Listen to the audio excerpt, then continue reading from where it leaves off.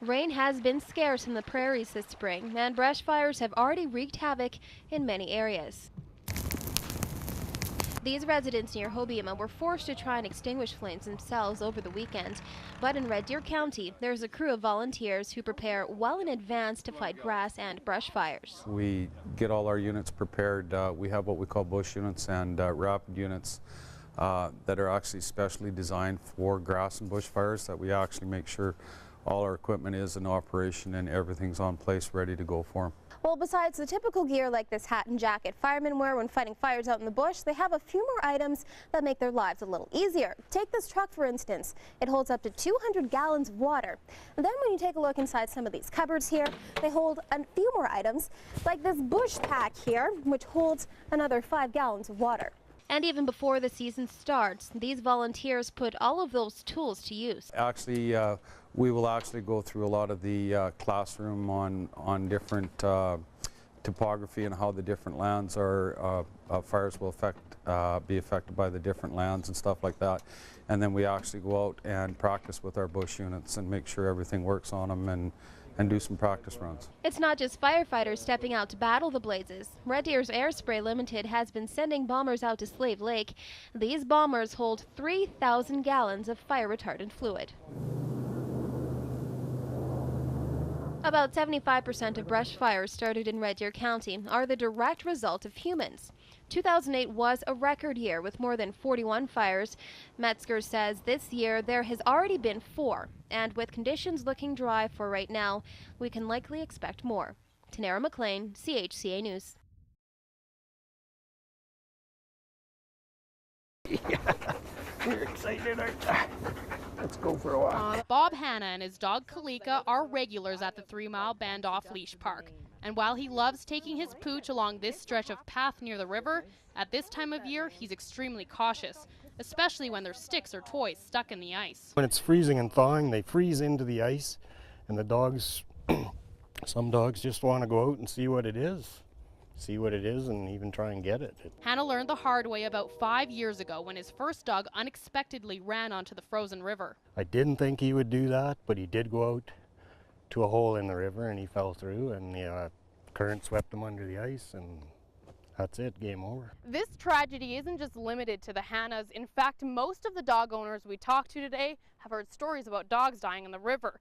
And that's because of paths like this, where a dog could easily run off the main trail onto the ice and during spring breakup be swept into the river. Justine Schultz is new to the off-leash park, and she already has concerns. She's following some other dogs down there that were playing in the river, and she's just kind of looking at them, and then down she went. Her puppy was lucky enough to survive, but now she's questioning why more preventative measures aren't in place. I kind of think there should be a fence or something down there. City councillor and dog enthusiast Lynn Mulder admits there have been problems here, but says the marked signs are enough. I think they do a good job of warning us, and it's just that it's a dangerous place to be. It's nature, and that's what I think about fencing. Nature is an awful way to go, you know, when there are other options that you can take. Options like choosing a different route or making sure your hound remains harnessed. Nicole Weisberg, CHCA News.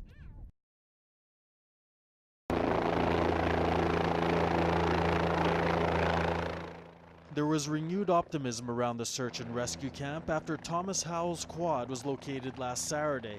New resources are being used in today's efforts, including 4 dogs brought down from Edmonton. They're going to be focusing on the mountain range at the base of the mountains where the quad was located. And what you might not see in the wooded area, you know, the dogs may be able to pick up a scent or some sort of evidence, maybe some evidence of that might lead us to his camp. A helicopter has also been hovering over the area this past week. Today it was used to fly ground searchers in. We covered off the tops of the mountains and in the ridges on Wednesday, and basically today we're going to send in 3 three-man teams on the far side, the west side of the ridge, to cover off the valley and as much trees as we can get. Last week, a heavy snowfall made their efforts difficult. This time, the warm sunshine has given the searchers a leg up. The conditions are much better, and with less snow, you have a higher probability of detections. As for Howell's family, they're doing as well as could be expected. They've been out here just about every day of the search. We took them up for a bit of a helicopter flight on Wednesday so they could oversee exactly what we've done. Even though an air of optimism remains, crews realize time is running out as their search area continues to diminish, along with the clues. More than likely at this point, if we don't come up with anything after today, the search will be discontinued for now.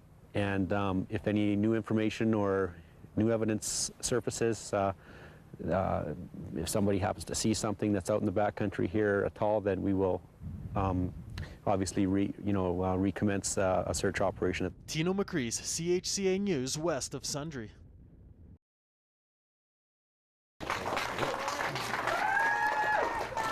Brian Russell Knight's first court appearance turns out to be an overwhelming show of support from friends and family. Close to 150 people packed this Stettler courtroom. I know Brian, and I know that the reason he is in trouble today is because he did the moral thing by stopping a criminal and then calling the police. Now, he could have stopped that guy and never made that call, and that's why he shouldn't be punished. Knight is facing 7 charges, including 1 count of criminal negligence causing bodily harm. This after he allegedly shot a man intruding on his property near Tees. He reserved his election and plea.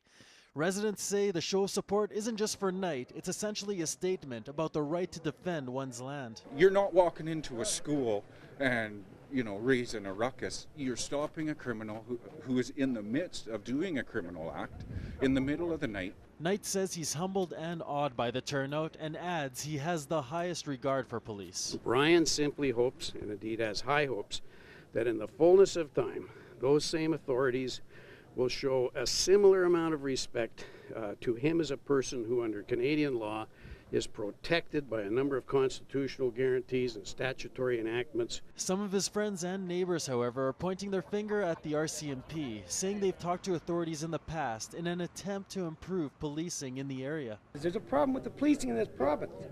They're letting things go. They're letting things slide. We need better responses. As you can see, there's a lot of the people are pissed off here. What's going on in the rural community? It's like we're being forgot about. Tino Makris, CHCA News, Stettler.